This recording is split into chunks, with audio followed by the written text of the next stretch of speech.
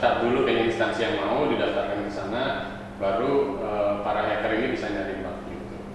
Tapi kalau misalkan mau dihandle sendiri, kalau saran saya sih ya, itu sebaiknya prioritas aja mas. Jadi website publik mana ya yang sekiranya itu tuh nggak akan mengganggu banget dulu gitu ya. Kalau kita belum yakin nih, pasti kan kalau dibuka itu serangannya lumayan, traffic tinggi banget, traffic tinggi banget gitu. Jadi kita bisa mulai dari entah itu cloningannya gitu ya, atau devnya gitu kita kasih ke mereka, itu kita buka, silakan dihack sekejam-kejamnya, boleh deh itu.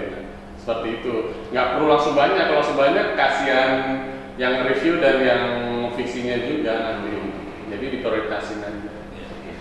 Tapi kalau yang sudah terlanjur dibikin dari teman-teman yang lama-lama dulu, itu baiknya diganti atau diupdate programmingnya? Nah itu balik lagi sih root cause-nya apa dulu nih. Kalau misalkan udah terinfeksi jauh, kalau saran saya mending deploy baru ya? Iya, kecuali yang temuannya ya minor-minor kecilan gitu, ya itu bisa di-fix. Tapi sebenarnya kalau di ini bicara itu ya, punya software yang untuk scanning aplikasi gitu sehingga punya dia vulnerability-nya high, medium, low, ini yang perlu di atau? Nah, kalau software sih kita kan pakainya yang ini ya, sebenarnya dipakainya nggak yang otomatis banget gitu. Karena emang ternyata yang otomatis tuh temuannya nggak sebanyak kalau kita menjalani manual. Jadinya kalau kita bikin software itu ya sesuai karakteristik websitenya mas, jadi nggak bisa nih. Case per case ya. Misalkan kita bikin ini dipakai lagi untuk di project selanjutnya, itu belum tentu bisa. Jadi case by case aja. Nah kalau di cuma hati-hati kalau dia buat menang dia. Terus jadi juri dia nggak boleh jadi peserta. Iya, banyak yang lebih jago. Kemarin ketemu di Hackathon kalah sama dia.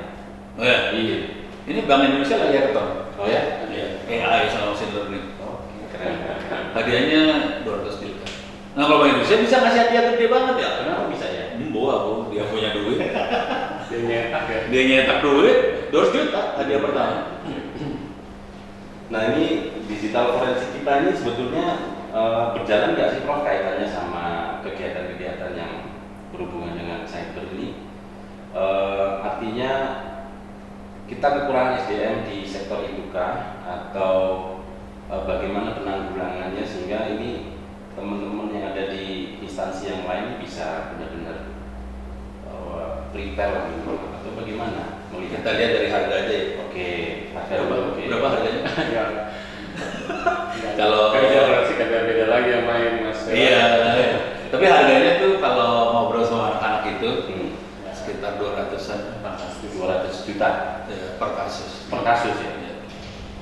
Jadi kalau kita lihat demand supply ini, supply demand, karena ada demand supply-nya dikit, harga naik dong. Ya udah, kita bisa lihat harganya 200-an per kasus, 200 juta per kasus. Konsekuensi dari angka 200 juta kan per kasus lebih mahal kan? Iya. Dengan posisi harga segitu berarti supply kita kekurangan sih sebenarnya.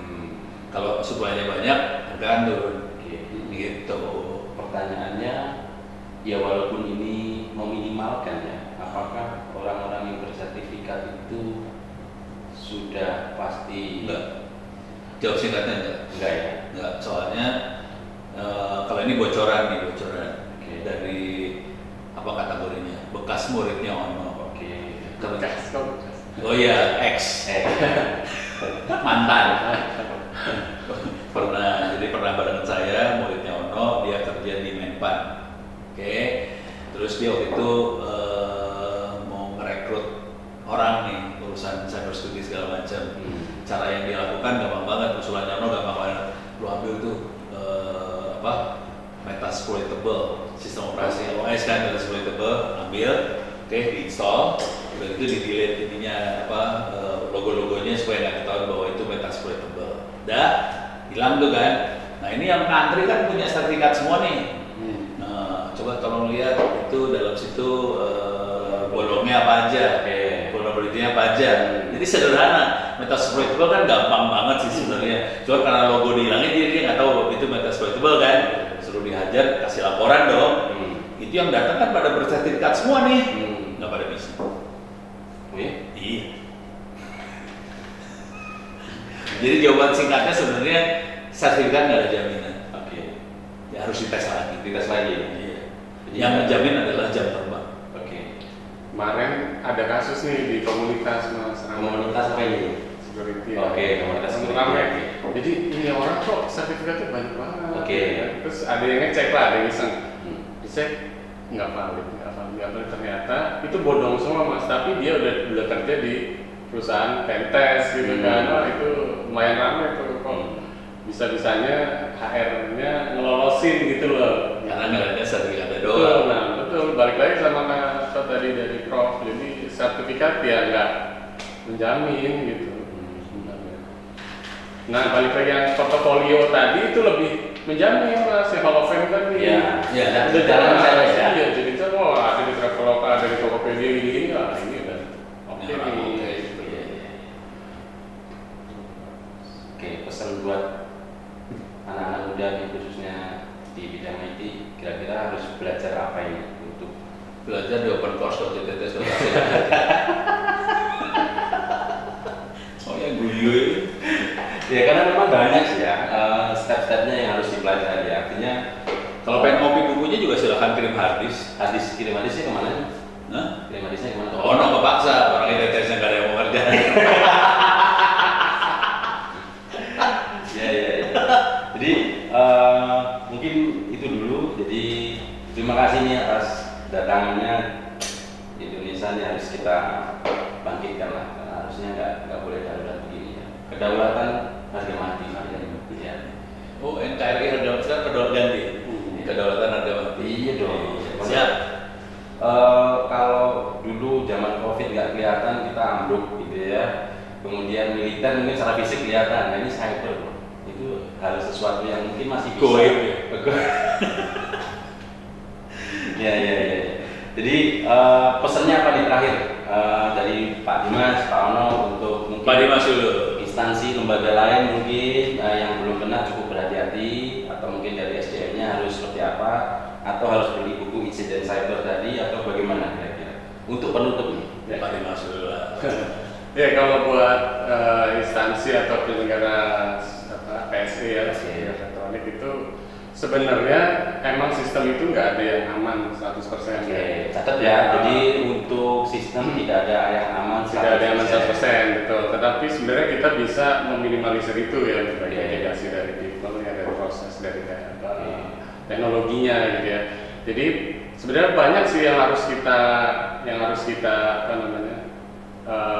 koreksi atau kita lakukan ketika kita mau mengamankan suatu sistem ya. Itu mulai dari prosedural nanti balik lagi dari pemangku jabatannya juga harus turut serta gitu ya. Kemudian dari sisi teknisnya itu juga tuh pentest, PA dan lain-lain ya, peripheral segala macam itu harus dilaksanakan. Dan prosesnya itu nggak sekali selesai, harus muter dia terus ya. Ya. Oke, karena mungkin hari ini aman 100%, besok belum tentu kan. CV aja update kan, PHP sekarang misalkan yang baru aman, nanti tunggu setahun lagi udah ada lagi jebolnya. OS juga update juga ya. Ya, jadi ya itu ya, keamanan tuh satu keseluruhan gitu, jadi bukan produk selesai. Oke, berarti banyak yang harus di 100% kan kira-kira begitu. Mendekati ya, nggak bisa 100%. Dari Pak Ono apa ya? Ini buat kementerian, lembaga, perusahaan dan sebagainya, infrastruktur IT itu kayak amanah lah. Oke. Jangan nganggap remeh. Ya. Dan ini harus dijaga baik-baik. Oke. Untungnya sebetulnya banyak di Indonesia orang-orang yang jago untuk urusan ini, dan juga ada beberapa kampus memang belasan jumlahnya termasuk ITTS yang berkiprah di dunia cyber ini. Kita semua bisa belajar satu sama lain. Kalau kita bisa belajar rame-rame, saya yakin amanah tadi bisa dipegang baik-baik. Cuman jangan tutup mata ke kita-kita. Jangan cuma ngerjain proyek doang. Memang dapat duit sih nantinya kalau proyek. Tapi kalau nanti amanahnya hancur kan kacau. Oke, berarti harus ada actionnya juga ya. maksudnya tolong dirangkul. Oke, Dirangkul karena kita sebenarnya punya kemampuan yang dahsyat. Bahkan kita punya beberapa perusahaan cyber security yang TKD-nya mendekati 100%. Oke. Selain beliau ada lagi? Ada. Apa itu? Ada anak-anak cyber army. Oke, cyber army. Intek. Intek, oke. Security. Security, oke. Udah kenal sama mereka semua? Insya Allah. Iya. Kawan-kawan kita juga. Kawan-kawan kita juga, dan ini keren-keren. Kalau dengar kisahnya seru. Seru ya. Kisahnya kira-kira ini saya kasih kisah satu ya. Anak-anak Intek. Mereka jual barang hardware nih, anak-anak Intek hardware, lebih ke arah hardware ya. Mereka jual barangnya harganya cuma 12 juta. Oke. Tapi dia bilang kalau saya jual ke Indonesia, gue pasti rugi. Yang dilakukan sama Intek apa?